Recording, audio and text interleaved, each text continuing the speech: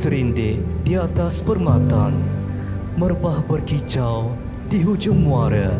Pemanis kata selamat datang. Awal bismillah pembuka bicara yang diraikan pasangan mempelai Lieutenant Muhammad Faidz bin Zalani TLDM dengan isteri tercintanya Dr. Nur Syahirah binti Abidin. There's a window I have open, I'll never let it close. Through it I find it, everything I need to know. Something about the rainfall, how it sounds when it calls.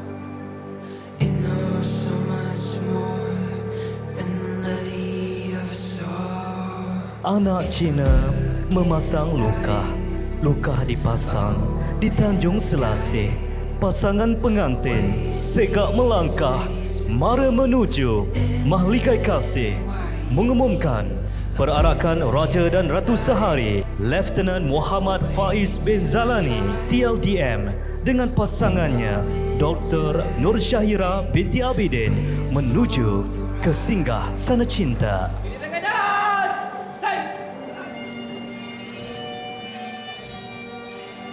There's magic in the hour before the day is found. There's something about the mountains, the way I see them now.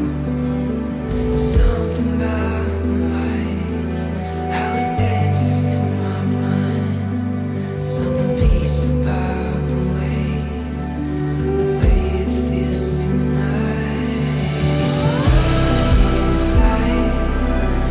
A hole in the sky, a way to see the space between the answer and why you need a brilliant light, a way to find a window into everything, waiting for the ride.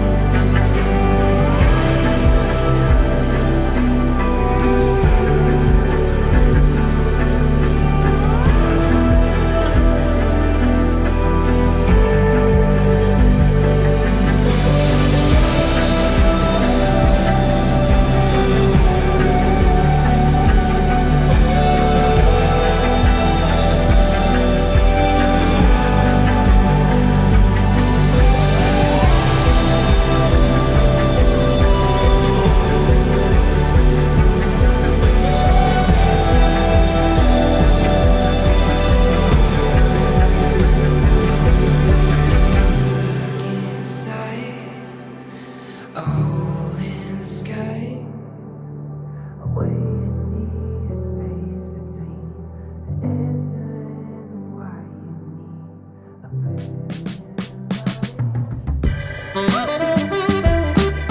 Kepada Syirah dan Faidz, kami ingin mengucapkan selamat pengantin baru.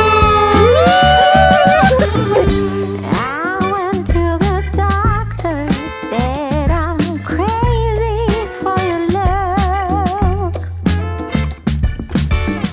Wrote me a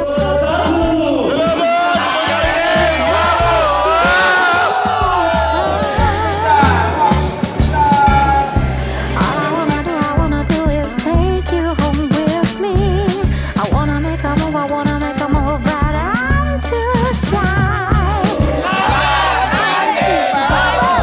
Around me, I guess I'm falling in love.